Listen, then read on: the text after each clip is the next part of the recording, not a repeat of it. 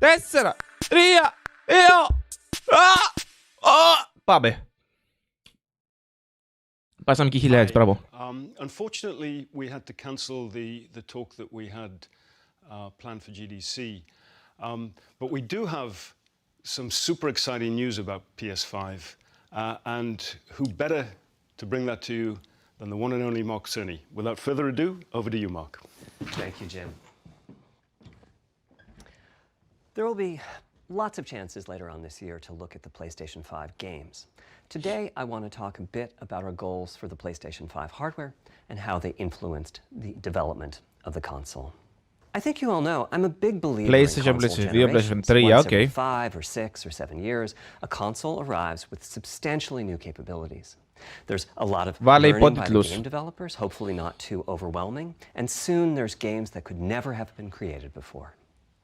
Now, it used to be that as a console designer, you'd somehow intuit what would be the best set of capabilities for the new console, and then build it in complete sequence. For the PlayStation consoles, that period lasted through PlayStation 3, a powerful and groundbreaking console, but also one that caused quite a lot of heartache, as it was initially difficult to develop games for. So, starting with PlayStation 4, we've taken a different approach, roughly centered around 3 principles. Listen to the developers, blah, blah, blah, blah. The first of these is listening to the developers, which is to say that a lot of what we put into a console derives directly from the needs and aspirations of the game Subtitles. creators. We definitely do have some ideas of our own, but at the core of our philosophy for designing consoles is that game players are here for the fantastic games. Which is to say that game creators matter. Anything we can do to make life easier for the game creators. Nice! Help them realize their dreams. Πότε βγαίνει, μπορεί να μας πούνε. Βασικά holidays, Δεκέμβρη-Νοέμβρη. Once every 2 years, I take a tour of the industry. I go to the various developers and publishers, sit down, and discuss how they're doing with the current consoles and what they'd like to see in future consoles. This requires weeks on the road as reaching the bulk of the game Νόμιζα ότι οι άνθρωποι εδώ ήταν ψεύτικοι μέχρι που κουνιέται λίγο αυτός. By the way, the feature most requested by the developers, that was an SSD, which we were very happy to put in the hardware, but a lot of problem solving was required. I'll be doing a deep dive on the SSD and surrounding systems later on in this talk. It's also key to make a generational leap while keeping the console sufficiently familiar to game developers. I think about this in terms of balancing evolution and revolution. Now, with PlayStation 1, 2, and 3, the target was a revolution sufficiently familiar to game developers. I think about this in terms of balancing evolution and revolution. Now, with PlayStation 1, 2, and 3, the target was a revolution each time with a brand new feature set. That was great in many ways, but time for the developers to get up and running got longer with each console. In the past, I've called this time triangle. Here's what I had for those 3 months. To be clear, I'm not talking about time to make a game. Developers will be ambitious, and it may take them 6 years or so to realize their vision. What I'm talking about is that dead time before graphics and other aspects of game development are up and running, and trying to minimize that. On the other hand, if we're trying to reduce that dead time to 0, that means the hardware architecture can't change at all. We're handcuffed. We need to judge for each feature what value it adds and whether it's worth the increase in developer time needed to support it. So with PlayStation 4, we were able to strike a pretty good balance between performance and familiarity. We got required learning back to PlayStation 1 levels. With PS5, the GPU was definitely the area we felt the most tension between adding new features and keeping familiar. Super chat, αλλά όχι. Ultimately, I think we've ended up with something under a month of getting up to speed. Δεν δείχνουν το... I'll go into a bit more detail later today about our philosophy Δεν δείχνουν το εικονίδιο του PlayStation. and the specific feature set that resulted from it. It's also very important for us, as the hardware team, to find new dreams, by which I mean something other than CPU performance, GPU performance, and the amount of RAM. The increase in graphics performance over the past 2 decades has been astonishing, but there are other areas in which we can innovate and provide significant value to the game creators, and through them, the players. Βασίλη, Μάτικ, ευχαριστώ και άλλα ένα ευρώ super chat από τον καθένα σας. Να είστε καλά, παιδιά, ευχαριστώ πάρα πολύ.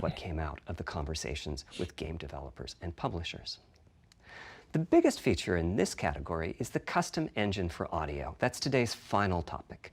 The push for vastly improved audio, and in particular, 3D audio, isn't something that came out of the developer meetings. It's much more the case that we had a dream of what might be possible 5 years from now, and then worked out a number of steps we could take to set us on that path. So here again are the 3 principles. The first being listening to developers, balancing evolution, finding new dreams. To me, the SSD really is the key to the next So, generation. το PlayStation 5 θα έχει SSD, And it was obviously. the number one ask from developers for PlayStation 5. As in, we know it's probably impossible, but can you put an SSD in it? That was a discussion we were also having internally. It was clear that the presence of a hard drive in every PlayStation 4 was having a positive impact. A lot of things that would simply have been impossible at Blu-ray disc speeds were now possible. At the same time, though, in 2015 and 2016, when we were having these conversations, developers were already banging up against the limits of the hard drive, and a lot of developer time was being spent designing around slow load speeds. I want to focus in on just one number here, which is how long it takes to load a gigabyte of data from a hard drive. The difficulty being that hard drives are neither particularly fast nor flexible. If all your data is in one block, which is frankly not very likely, you can load 50 to 100 megabytes a second, depending on where the data is located on the hard drive. Let's assume it's on the outer edge, which means loading a gigabyte takes 10 seconds. If you compress your game packages, you can fit more data on the Blu-ray disc and also effectively boost your hard drive read speed by the compression ratio. We support zlib decompression. Έχουν πολλά τεχνικά πράγματα που δεν τα πολύ καταλαβαίνω. Μάμο, ευχαριστώ για το donation. Appreciate it. Ευχαριστώ το €1. Πια δεν λαγκάρει, κάντε refresh. So lots of seeks are needed at 2 to 50-ish milliseconds each. My rule of thumb is that the hard drive is spending 2/3 of its time seeking and only 1/3 of its time actually loading data. Putting all of that together, a gigabyte is very roughly 20 seconds to load from a hard drive. Now, a gigabyte is not much data. Games are using 5 or 6 gigabytes of RAM on PlayStation 4, so boot times and load times can get pretty grim. Or to put that differently, as a player, you wait for the game to boot, wait for the game to load, wait for the level to reload every time you die. Το είχαν δείξει αυτό το Spider-Man, έδειξαν το Spider-Man loading time στο PlayStation 4 και but a blindingly fast SSD. If we could load 5 gigabytes a second from it, what would change? Now, SSDs are completely different from hard drives. They don't have loading time. If you have a 5 gigabyte a second SSD, you can read data from 1,000 different locations in that second. As for time to load a gigabyte, this is next gen we're talking και έδειξαν το PlayStation 5 Spider-Man loading time. How long to load? Και ήταν instant. And the answer is about a quarter of a second. Wow. That's amazing. We're talking 2 orders of magnitude. Load time στο PS4 1 GB κάνει 20 δευτερόλεπτα. Which means στο PlayStation 5 the SSD, the potential is that the game boots in a second. There are no load screens. The game just fades down while loading a half dozen gigabytes and fades back up again. Same for a reload. You're immediately back in the action after you die. And fast travel becomes so fast it's blink and you miss it. As game creators, we go from trying to distract the player from how long fast travel is taking, like those Spider-Man subway rides, to being so blindingly fast that we might even have to slow that transition down. Pretty cool, right? But for me, this is not the primary reason to change from a hard drive to an SSD. The primary reason for an ultra-fast SSD is that it gives the game designer freedom. Or to put that differently, with a hard drive, the 20 seconds that it takes to load a gigabyte can sabotage the game that the developer is trying to create. Okay, so λέει ότι θέλουν SSD γιατί με το SSD οι developers μπορούν να φτιάξουν περισσότερο πιο ωραία level designs λόγω ότι αν έχεις hard drive μπορεί να μην ανεβάσει αυτά τα βουνά. Αν με SSD μπορείς να βάλεις 4-5 περισσότερα πράγματα και θα κάνει load, so θα έχεις πιο όμορφο παιχνίδι με λίγα λόγια. Having a 30-second elevator ride is a little extreme. More realistically, we'd probably αν ήταν chop the world σε into a SHD, number of smaller pieces θα and ήταν then do πολύ some πιο αργό. calculations with sight lines Θα and θέλει run 4K speeds, τηλεόραση. Αν like θα we did θέλεις, for παίρνεις. Haven City when we were making Jack 2. The game is 20 years old, but not much has changed since then. All those twisty passages are there for a reason. There's a whole subset of level design dedicated to this sort of work, but still, it's a giant distraction for a team that just wants to make their game. So when I talked about the dream of an SSD, part of the reason for that 5 gigabyte a second target was to eliminate load. Okay, so αυτοί εδώ δεν φεύγουν εδώ στην πραγματικότητα. Το καταλάβαμε όλοι. Είναι βιντεάκι και κάνει λούπα. Is so fast that as the player is turning around, it's possible to load textures for everything behind the player in that split second. That's cool. If you figure that it takes half a second to turn, that's 4 gigabytes of compressed data you can load. That sounds about right for next gen. Anyway, back to the hard drive. Another strategy for increasing effective read speed is to make big sequential προμοτάρουν πάρα πολύ το SSD τους, το loading time, ότι μπορεί να κάνουν πολλά πιο όμορφα games, πιο μεγαλύτερα games. Τα loading time είναι πιο χαμηλά. Έδειξε πριν την εικόνα ότι μπορεί απλά να κάνει loads, να γυρνάει ο παίχτης και να μην υπάρχουν καν τα loading screens. There's a massive duplication as a result. Some of the objects like mailboxes or news racks are on the hard drive 400 times. What I'm describing here are HDD το έχεις μόνο και μόνο για storage πλέον. Either level design gets a little bit boring in places, or θέλω να δω the και data εγώ is θα duplicated so δείξουν many το times PlayStation that it 5. no longer fits on the Blu-ray disc. And you on the player's run speed or driving speed. The player can't go faster than the load speed from the hard drive. And finally, I'm sure many of you have noticed that after a patch download, the PlayStation 4 will sometimes take a long time to install the patch. That's because when just part of a file has been changed, the new data can be downloaded pretty quickly. But before the game boots up, a brand new file has to be constructed that includes the changed portion. Otherwise, every change would add a seek or two. Even so, you can occasionally see this happening on game titles. Αυτό είναι το σπαστικό. Όταν κατεβάζεις update στο PlayStation 4, κατεβαίνει το update και μετά παίρνεις άλλα 5 λεπτά να ανοίξεις το game. There's yet one more benefit, RAM. which is that system memory can be used much more efficiently. On PlayStation 4, game data on the hard drive feels very distant and difficult to use. By the time you realize you need a piece of data, it's much too late to go out and load it. So system memory has to contain all of the data that can be used in the next 30 seconds or so of gameplay. Το PS5 θα έχει την ίδια δύναμη με το Xbox One, άρα το Xbox X θα είναι τούμπανο. Δεν νομίζω. Ελπίζω οι ανθρώποι. Είναι CGI, legit, είναι CGI, φαίνεται. Παίζει λούπα. Παρατήρησα κάποιο κεφάλι που ήταν από το μη γύρισε πίσω και συνέχισε. Θα ήταν πολύ περίεργο απλά στεγαν εκεί. So, contains data from next 1 second of gameplay, most from inactive use, low latency. Okay. This is one of the reasons that 16 gigabytes of GDDR6 feels right for PlayStation 5. The presence of the SSD reduces the need for a massive intergenerational increase. Και εγώ 16 GB έχω στο PC μου, ξέρω εγώ. Back to the dream of the SSD. Here's the set of targets. Boot the game in a second. No load screens. Design freedom, meaning no twisty passages or long corridors.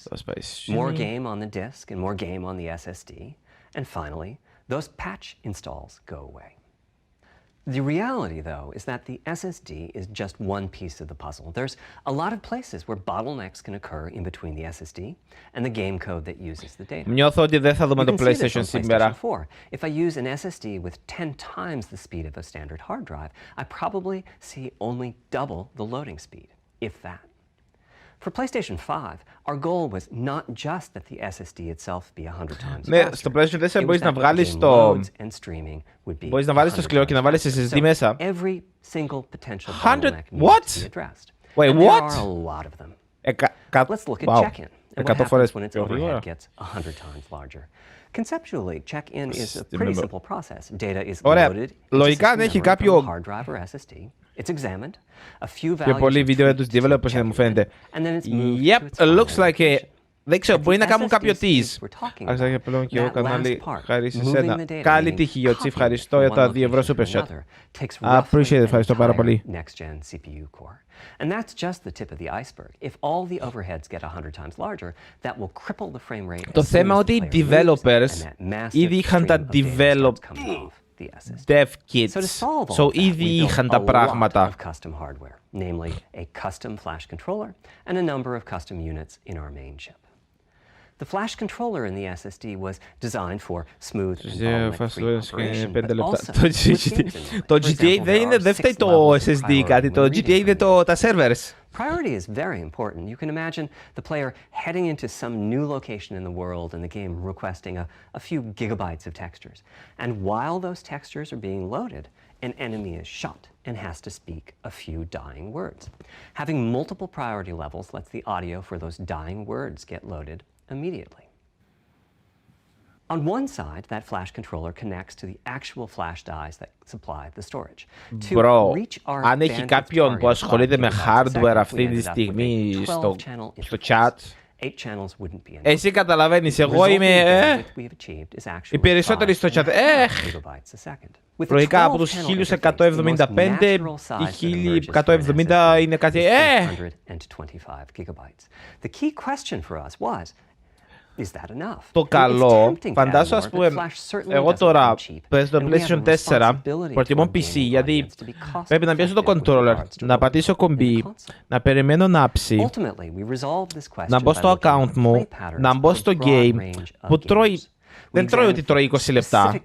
Τρώει 5 λεπτά. Φαντάζομαι το PlayStation 5, πατάς κομπή, ένα κλικ, 2 κλικ, μπήκες. Μέσα σε 10-15 δευτερόλεπτα είσαι στο παιχνίδι.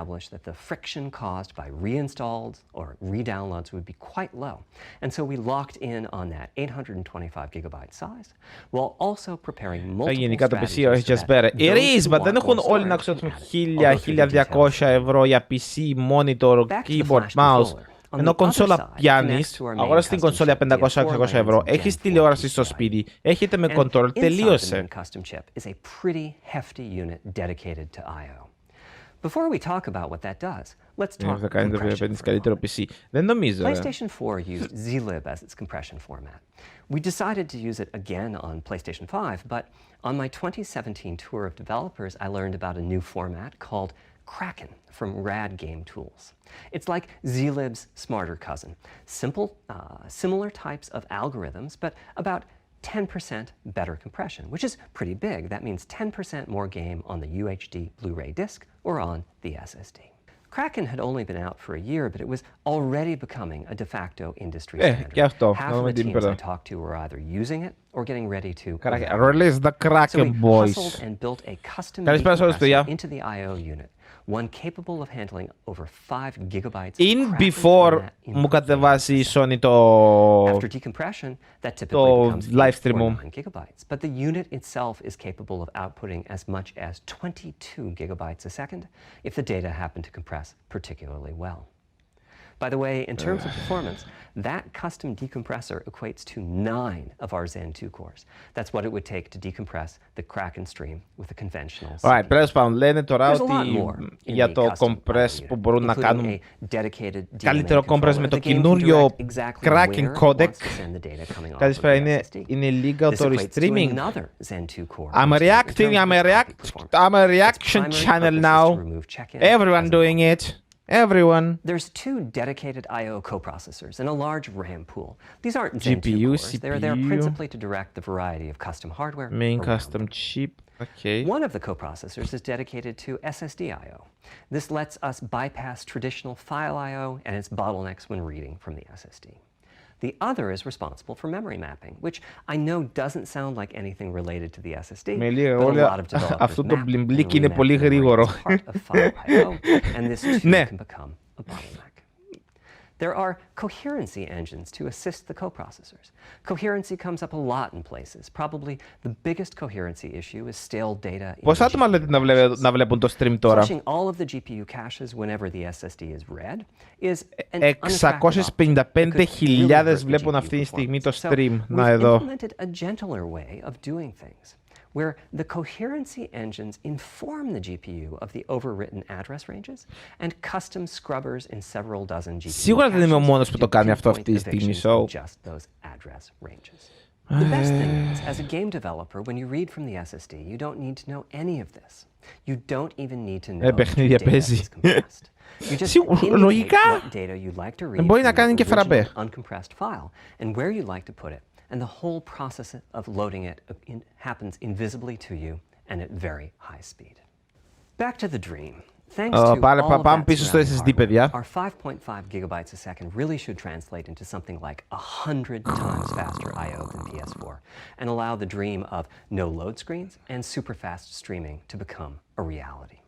Having said that, expandability of our SSD is going to be quite important. Flash is costly, and you may very well want to add storage to whatever we put in the console. What? Wait. Now, the kind of storage you need depends on how you're going to use it. If you have an extensive PlayStation 4 library, μπορείς να κάνεις extend storage, okay. Compatibility to play those games on PlayStation 5, then Backwards compatibility confirmed. is ideal. You can leave your games on the hard drive and play them directly from there, thus saving the pricier SSD storage for your PlayStation 5 titles, or you can copy your active PlayStation 4 titles to the SSD. Okay. If your purpose in adding more storage is to play PlayStation 5 titles, then hard drive, ideally you would add to your SSD storage. Για να βάλεις τα PlayStation 4 games εκεί και να κάνεις load από εκεί στο PlayStation 5 ή αν θέλεις να βάλεις στο SSD. As for which ones we support and when, I'll get to that in a moment. They connect through the custom I/O unit just like our SSD does, so they can take full advantage of the decompression, I/O coprocessors, and all the other features I was talking about. Here's the catch, though. That commercial drive has to be at least as fast as ours. Games that rely on the speed of our SSD need to work flawlessly with the M2 drive. When I gave the Wired interview last year, I said that the PlayStation 5 SSD was faster than anything available on PC. At the time, commercial M2 drives used PCIe 3.0, and 4 lanes of that cap out at 3.5 gigabytes a second. In other words, no PCIe 3.0 drive can hit the required spec. M2 drives with PCIe 4.0 are now out in the market. We're getting samples and seeing 4 or 5 gigabytes a second from them. By year's end, I expect there will be drives that saturate 4.0 and support 7 gigabytes a second. Having said that, we are comparing apples and oranges, though, because that commercial M2 drive will have its own architecture, its own flash controller, and so on. For example, the NVMe specification lays out a priority scheme for requests that the M2 drives can use. And that scheme is pretty nice, but it only has 2 true priority levels. Is it backward compatible only with PS4? I don't know. He said only PS4 for now. I don't know if he's going to say something else. Our custom I/O unit has to arbitrate the extra priorities rather than the M2 drive's flash controller. And so the M2 drive needs a little extra speed to take care of issues arising from the different approach. That commercial drive also needs to physically fit inside of the bay we created in PlayStation 5 for M2 drives. Unlike internal hard drives, there's unfortunately no standard for the height of an M2 drive, and some M2 drives have giant heat sinks. In fact, some of them even have their own fans. Right now, we're getting M2 drive samples and benchmarking them in various ways. When games hit beta as they get ready for the PlayStation 5 launch at year-end, we'll also be doing some compatibility testing to make sure that the architecture of particular M2 drives isn't too foreign for the games to handle. Once we've done that compatibility testing, we should be able to start letting you know which drives will physically fit and which drive samples have benchmarked appropriately high in our testing. It would be great if that happened. Thank you, Axel. Appreciate you. A lot of kisses. Would kiss your ass. Hold off on Θα getting σήμερα πώς θα that. κάνει. Δεν ξέρω. Ευχαριστώ το donation. Okay, back to our principles. Wait. Μπορείς να κάνεις expand το storage με λίγα λόγια τώρα μόλις είπε. This was definitely a recurring theme with the GPU. Ευχαριστώ το €1 donation. We need new GPU features and capabilities. If we only have more performance, it's not really a new generation of console. Δεν έβαλε μέσα. Παρουσίαση κάνει ρε. Τι θέλεις να κάνετε, τι θέλετε να κάνει δηλαδή ο άνθρωπος, απλά να σας κοιτάει. But we aren't just looking for the performance. We also need the ability to do something with the GPU that could not have been done before. and we need higher performance per watt. Every time we double the performance of some GPU component, we don't want to find out we've doubled the power consumed and the heat produced. But at the same time, we have to make sure the GPU can run PS4 games, and we have to ensure that the architecture is easy for the developers Backwards to adopt. compatibility, familiarity Now, for developers. Backwards compatibility was handled masterfully by AMD. They treated it as a key need throughout the design process. AMD το δούλεψε As a αυτό, solution to adding new features without blindsiding developers, we made sure that if there were new significant features, it would be optional to use them. The GPU supports ray tracing, but you don't have to use ray tracing to make your game. The GPU supports primitive shaders, but you can release your first game on PlayStation 5 without making any. Έχει ray tracing και PlayStation 5. Before I get into the capabilities of the GPU, I'd like to make clear 2 points that can be Minecraft quite confusing. με ray tracing. First, we have a custom AMD GPU based on their RDNA2 technology. What does that mean? AMD is continuously improving and revising their tech. For RDNA2, their goals were, roughly speaking, to reduce power consumption by re-architecting the GPU to put data close to where it's needed, to optimize the GPU for performance, and to add a new, more advanced feature set. But that feature set is malleable, which is to say that we have our own needs for PlayStation, and that can factor into what the AMD roadmap becomes. So collaboration is born. If we bring concepts to AMD that are felt to be widely useful, then they can be adopted into RDNA2 and used broadly, including in PC GPUs. If the ideas are sufficiently specific to what we're trying to accomplish, like the GPU cache scrubbers I was talking about, then they end up being just for us. If you see a similar GPU available as a PC card at roughly the same time as we release our console, that means our collaboration with AMD succeeded in producing technology useful in both worlds. It doesn't mean that we as Sony simply incorporated the PC part into our console. So, this continuous improvement in AMD technology means it's dangerous to rely on teraflops as an absolute indicator of performance. And CU count should be avoided as well. In the case of CPUs, we all understand this. The PlayStation 4 and PlayStation 5 each have 8 CPUs, but we never think that meant the capabilities and performance were equal. It's the same for CUs. For one thing, they've been getting much larger over AMD για time. custom GPU για PlayStation 5 In fact, the transistor count που for a δεν θα είναι PlayStation 5 ακριβώς CU copy-paste is από PC 62% σε larger than PS5. the Είναι transistor custom count for made. a PlayStation 4 Okay. CU. Second, the PlayStation 5 GPU is backwards compatible with PlayStation 4. What does that mean? PlayStation 4 back, One way okay. you can achieve backwards compatibility is to put the previous console's chipset in the new console, like we did with some PlayStation 3s. But that's, of course, extremely expensive. A better way is to incorporate any differences in the previous console's logic into the new console's custom chips, meaning that even as the technology evolves, the logic and feature set that PlayStation 4 and PlayStation 4 Pro titles rely on is still available in backwards compatibility modes. One advantage of this strategy is that once backwards compatibility is in the console, it's in. It's not as if a cost down will remove backwards compatibility like it did on PlayStation 3. Achieving this unification of functionality took years of effort by AMD, as any roadmap advancement οτιδήποτε game μπορώ να βάλω μέσα στο PlayStation 5 και να παίξω. Running PS4 and PS4 titles at boosted frequencies has also added complexity. The boost is truly massive this time around, and some game code just can't handle it. Testing has to be done on a title-by-title basis. Results are excellent, though. We recently took a look at the top 100 PlayStation 4 titles as ranked by playtime, and we're expecting almost all of them to be playable at launch on PlayStation 4. So, τα top 100 games που παίζουν θα παίζει στο PlayStation 5 από PlayStation 4. Απλά έχει θέμα ότι κάθε game πρέπει να γίνει test και settings διαφορετικά. Μαλάκα, θα παίζεις Call of Duty στο PlayStation 5, Call of Duty από PlayStation 4 στο 5 και θα παίζεις με 120 FPS, ξέρω. That means it's not possible to do even basic optimizations, such as aborting processing of a vertex if all geometry that uses it is off-screen. PlayStation 5 has a new unit called the Geometry Engine, which brings handling of triangles and other primitives under full programmatic Θα παίζεις Black Ops 1 στο As a game PS5 developer, you're free to ignore με its 300 existence FPS. and use the PlayStation 5 GPU as if it were no more capable than the PS4 GPU, or you can use this new intelligence in various ways.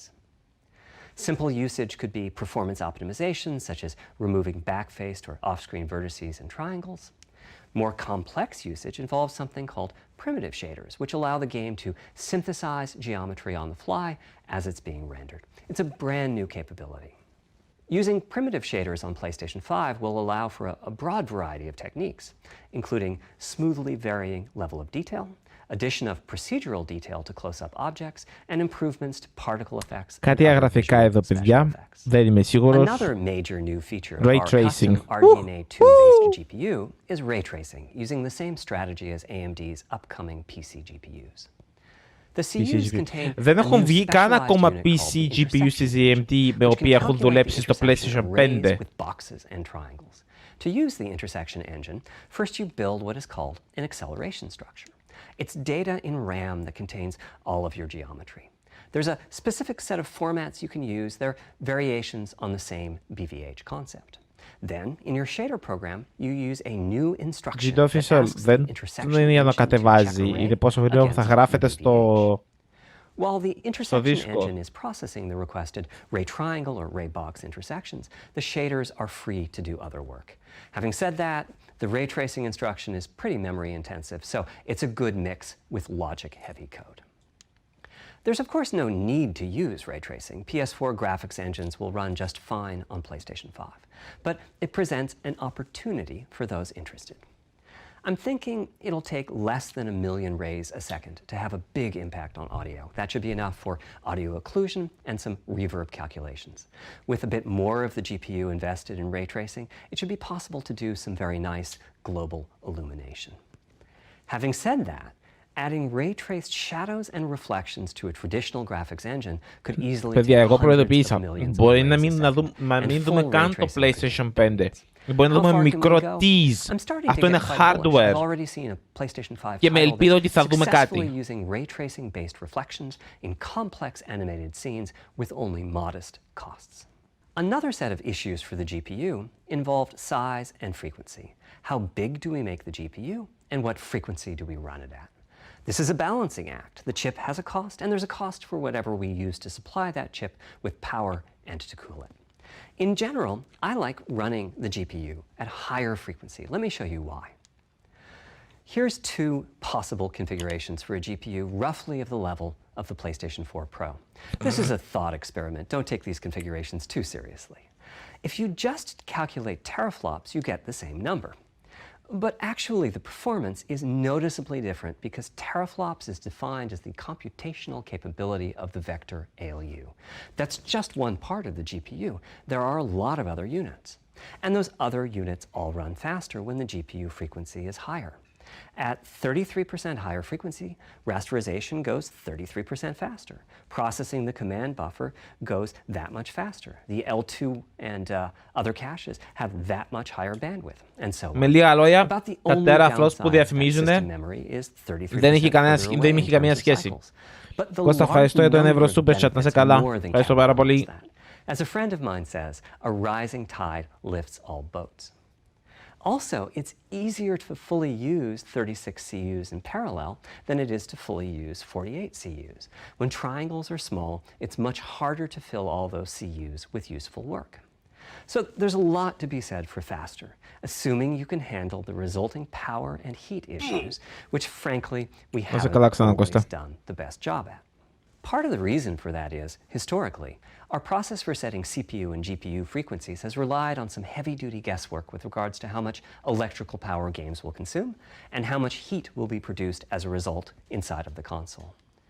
Power consumption varies a lot from game to game. When I play God of War on my PS4 Pro, I know the power consumption is high just by the fan noise. But power isn't simply about engine quality. It's about the minutiae of what's being displayed and how. It's counterintuitive, but processing dense geometry typically consumes less power than processing simple geometry, which is I suspect why Horizon's map screen, with its low triangle count, makes my PS4 Pro heat up so much. Our process on previous consoles has been to try to guess what the maximum power consumption during the entire console lifetime might be, which is to say, the worst case scene in the worst case game, and prepare a cooling solution that we think will be quiet at that power level. If we get it right, fan noise is minimal. If we get it wrong, the console will be quite loud for the higher power games, and there's even a chance that it might overheat and shut down if we misestimate power too badly. PlayStation 5 is especially challenging because the CPU supports 256-bit native instructions that consume a lot of power. These are great here and there, but presumably only minimally used. Or are they? If we plan for major 256-bit instruction usage, we need to set the CPU clock substantially lower or noticeably increase the size of the power supply and fan.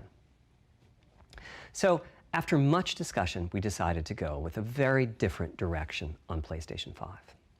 We built a GPU with 36 CUs. Mind you, RDNA 2 CUs are large. Each has 62% more transistors than the CUs we were using on PlayStation 4. So if we compare transistor counts, 36 RDNA 2 CUs equates to roughly 58 PlayStation 4 CUs. It is a fairly sizable GPU. Then we went with a variable frequency strategy for PlayStation 5, which is to say we continuously run the GPU and CPU in boost mode. We supply a generous amount of electrical power and then increase the frequency of GPU and CPU until they reach the capabilities of the system's cooling solution. It's a completely different paradigm. Rather than running at constant frequency and letting power vary based on the workload, we run at essentially constant power and let the frequency vary based on the workload. We then tackled the engineering challenge of a cost-effective and high-performance cooling solution designed for that specific power level. In some ways, it becomes a simpler problem because there are no more unknowns. There's no need to guess what power consumption the worst-case game might have. As for the details of the cooling solution, we're saving them for our teardown. I think you'll be quite happy with what the engineering team came up with.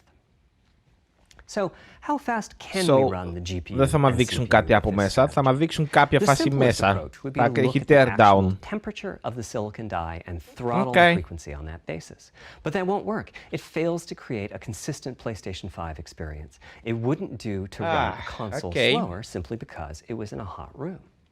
So rather than look at the actual temperature of the silicon die, we look at the activities that the GPU and CPU are performing and set the frequencies on that basis, which makes everything deterministic and repeatable. While we're at it, we also use AMD's Smart Shift technology and send any unused power from the CPU to the GPU so it can squeeze out a few more pixels. The benefits of this strategy are quite large. Running a GPU at 2 GHz was looking like an unreachable target with the old fixed frequency strategy. With this new paradigm, we're able to run way over that. In fact, we have to cap the GPU frequency at 2.23 GHz so that we can guarantee that the on-chip logic 36 CUs at 2.23 GHz is 10.3 teraflops, and we expect the GPU to spend most of its time at or close to that frequency and performance. Αυτό είναι καλό. Similarly, running the CPU at 3 GHz was causing headaches with the old strategy. But now we can run it as high as 3.5 GHz. In fact, it spends most of its time at that frequency. That doesn't mean all games will be running at 2.23 GHz and 3.5 GHz. When that worst-case game arrives, it will run at a lower clock speed, but not too much lower. To reduce power by 10%, it only takes a couple of percent reduction. So I'd expect any downclock. Ναι, αλλά δεν μπορώ να το κάνω overclock.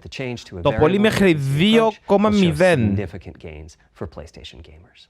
The final of our 3 principles was about finding new dreams. It's important for us on the hardware team to find new ways to expand or deepen gaming, and that's what led us to a focus on 3D audio.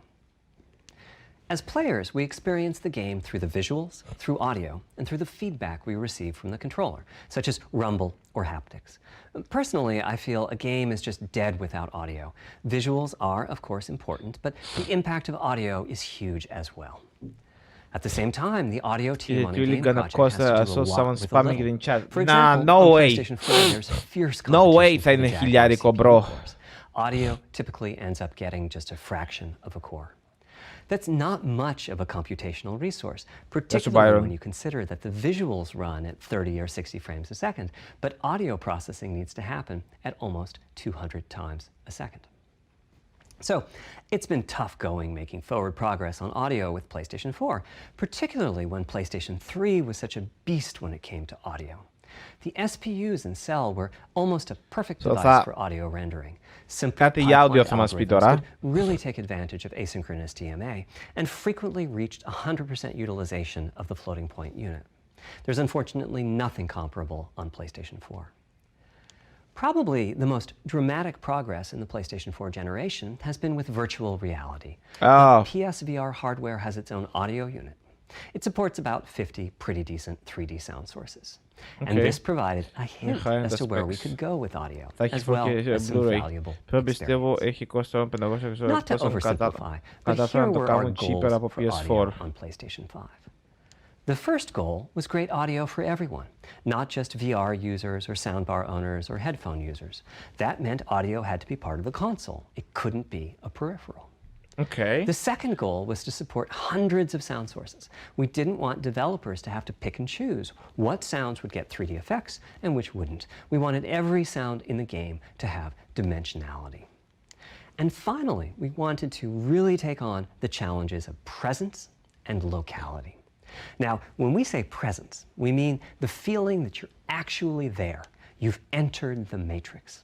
It's not, of course, something we thought we could perfectly achieve, but the idea was that if we stopped using just a rain sound and instead used lots of 3D audio sources for raindrops hitting the ground at all sorts of locations around you, then at some point your brain would take a leap and you'd begin to have this feeling of real presence inside the virtual world of the game.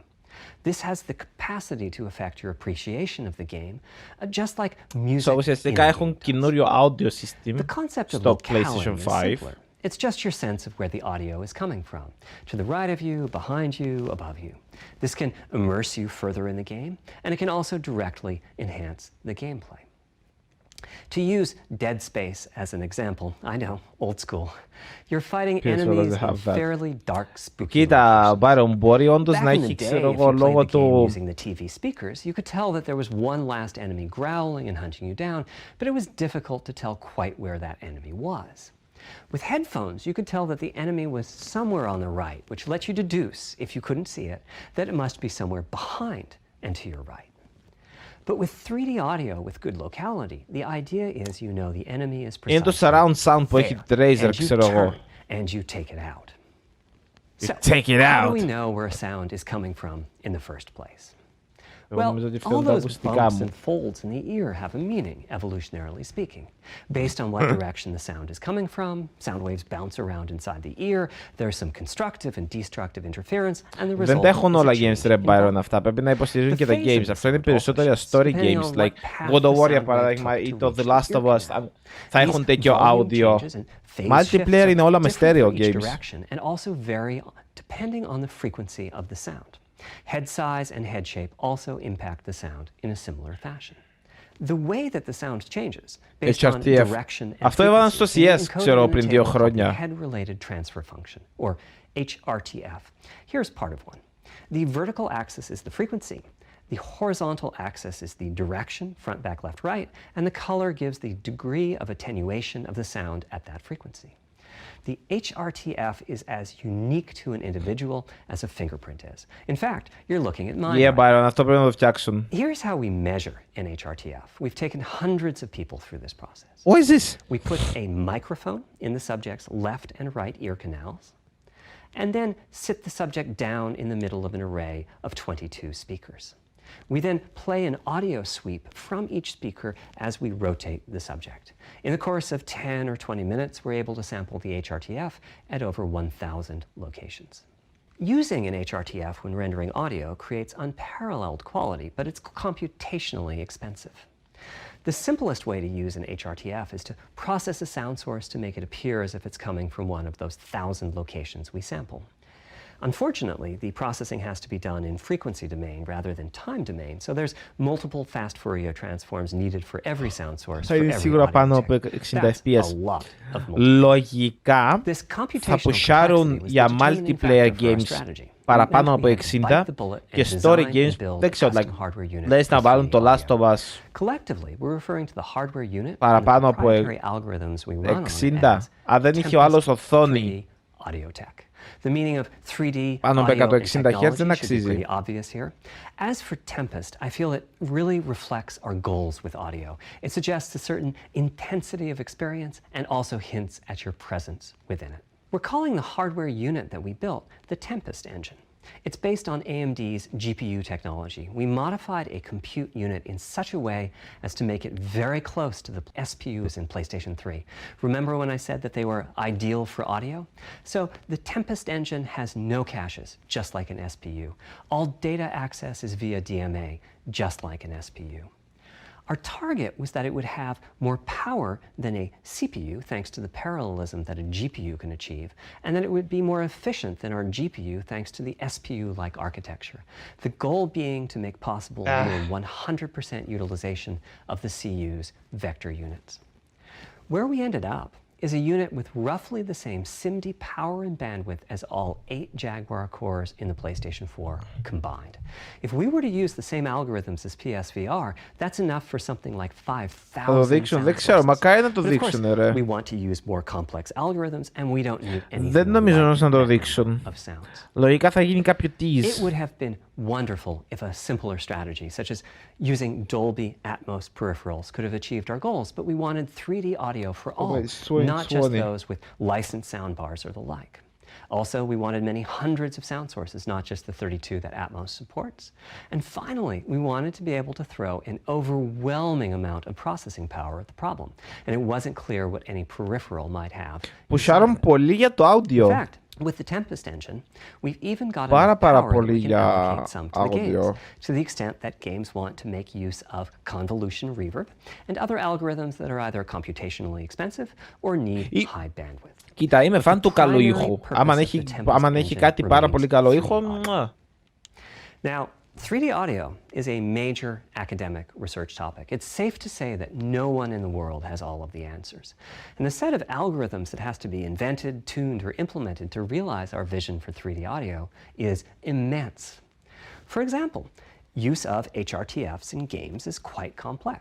Before, I talked about making a sound source appear as if it's coming from one of those 1,000 HRTF sample locations. But for high-quality 3D game audio, we have to handle other possibilities. The sound source might not be at one of the 1,000 HRTF sample locations, so we have to blend the HRTF data from the closest locations that we have sampled. The sound source might be moving, which needs very special handling as that blend keeps changing, and that can cause phase artifacts in the resulting audio. Or the sound source might have a size to it, meaning it should feel as if it's coming from an area δεν ξέρουμε όλα αυτά τα πράγματα. Εγώ καταλαβαίνω τα μισά. Οι περισσότεροι στο chat δεν καταλαβαίνουν τίποτα. Αλλά τους ενδιαφέρει τιμή και αυτό. Αυτό είναι για πιο hardcore fans. Ambisonics can be used for 3D audio. Ambisonics being somewhat like the spherical harmonics used in computer graphics. And finally, there's audio devices. The player might be using headphones or TV speakers or have a higher-end surround sound setup with 6 or more speakers, all of which need different approaches. That's a lot of variation. It's nice to have the computational resources of the Tempest Engine, but it's clear that achieving our ultimate goals with 3D audio is going to be a multi-year, step-by-step process. Having said that, headphone audio implementation is largely complete at this time.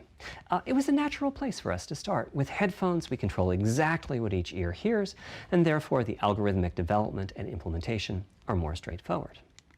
For TV speakers and stereo speakers, we're in the process of implementing virtual surround sound.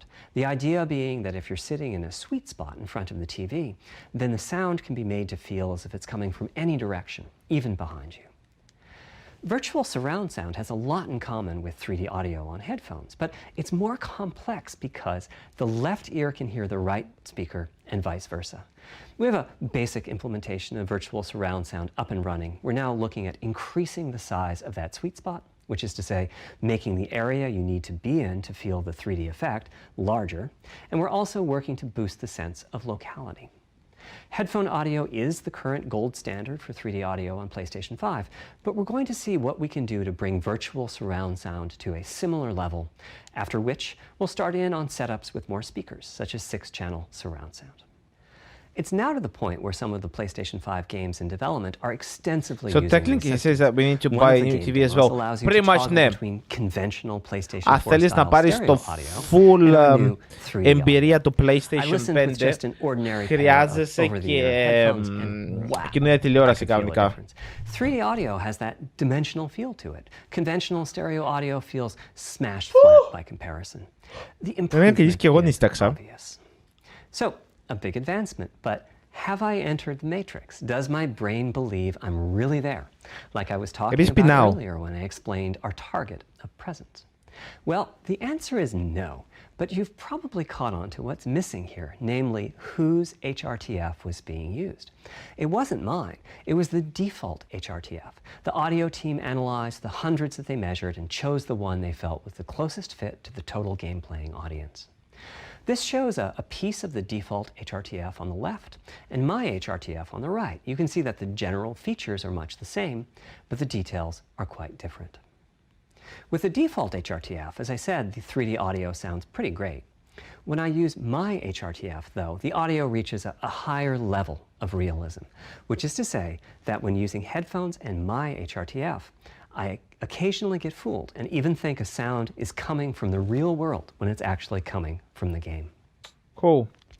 A corollary to this is that there are a few people whose HRTFs are sufficiently far from the default HRTF, that's the red dot here, that they can toggle between PS4 style and PS5 style audio and not sense much difference. I've had a few people describe the PlayStation 5's 3D audio as sounding like a bit better stereo audio. Presumably they're the ones at the very edges of this diagram. Which means what HRTF you're using is key. I'd like everyone to be able to experience what I'm experiencing, but obviously it's not possible to measure the HRTF of every PlayStation user. That means HRTF selection and synthesis are going to be big topics going forward as the Tempest technology matures. At PlayStation 5 launch, we'll be offering a choice of 5 HRTFs. There's a simple test where you pick the one that gives you the best locality. Okay, so έχει 5 presets για HRTF. Research topic. Okay, cool. Maybe you'll be sending us a photo of your ear and we'll choose a neural network to pick the closest HRTF in our library. What? Maybe you'll be sending us a video of your ears and your head and we'll make a 3D model of them and synthesize the HRTF. Maybe you'll play an audio game to tune your HRTF. We'll be subtly changing it as you play and home in on the HRTF that gives you the highest score, meaning that it matches you the best. This is a journey we'll all be taking together over the next few years. Ultimately, we're committing to enabling everyone to experience that next level of realism. Cool. Hopefully, I've been able to illustrate a bit about our design and decision-making process today and why PlayStation 5 has the feature set that it does.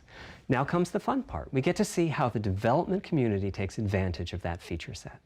I'm hoping for the completely unexpected. Will it come from audio, ray tracing, the capabilities of the SSD, or something else? I guess we'll find out soon enough. Thank you for your time today.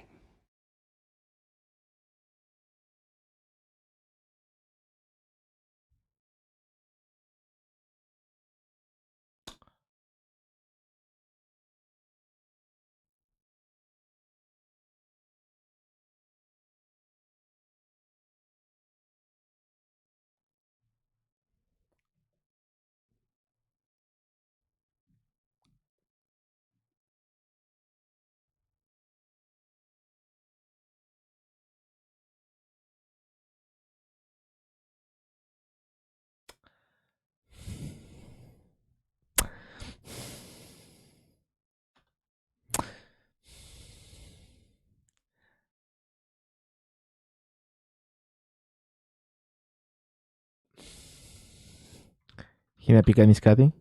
Chat? Ένα teaser, bro. Ένα teaser,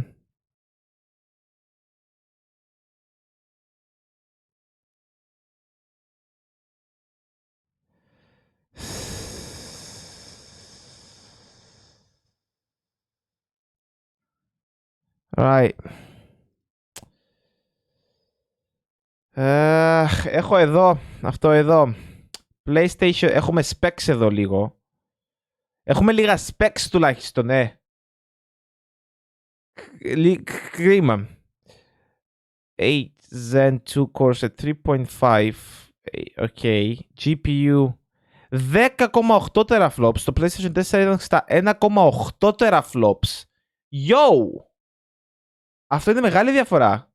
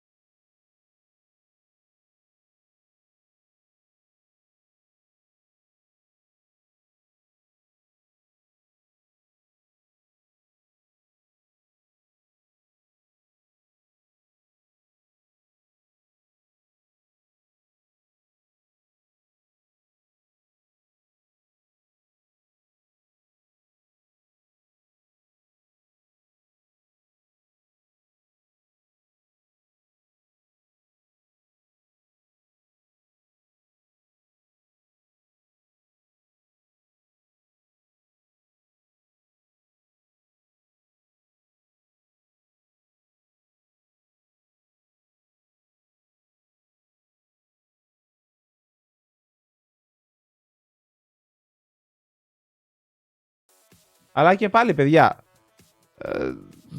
δεν έχει σχέση ποιο είναι καλύτερο. Είναι ποιο προτιμάτε. Πού παίζουν οι φίλοι σας. Τι games θέλετε να παίξετε. Δεν έχει καμία σχέση ποιο είναι πιο ακριβό, ποιο είναι πιο δυνατό. Έχουν σχέση οι φίλοι σας και τα games. Αυτά δύο πράγματα. Αυτά δύο πράγματα παίζουν ρόλο. Δεν παίζει τίποτα άλλο ρόλο. Να ξέρετε. Εγώ προτιμώ PlayStation, γιατί τα games είναι εκεί. Όλοι οι φίλοι μου έχουν PlayStation.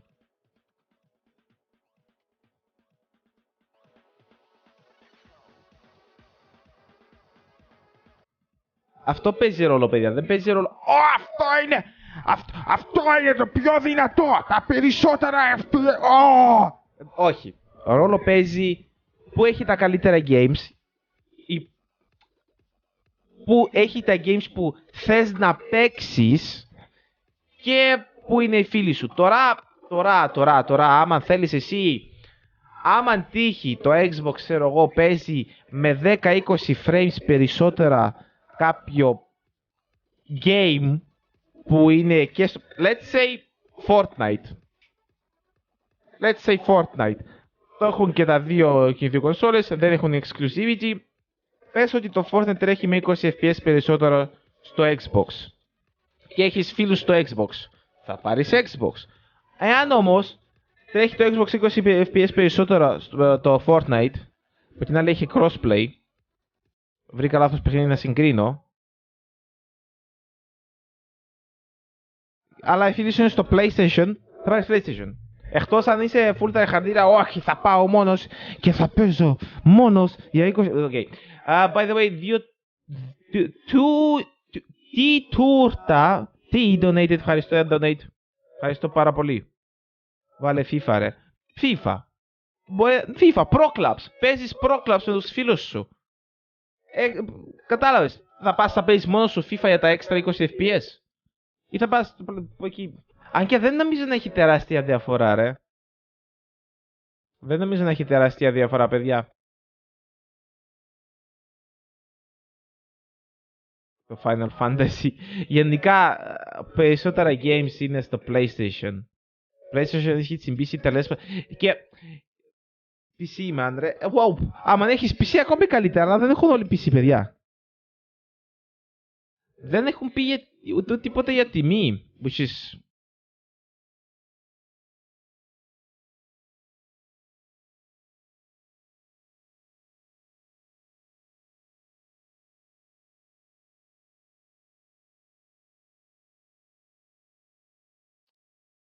SSD... Δεν βλέπω κάτι έξτρα εδώ στο Twitter σε σχέση με το PlayStation. So, λέτε να αφήσουμε ένα like σε αυτό το βίντεο. Ξενερώσαμε λίγο, αλλά δεν πειράζει.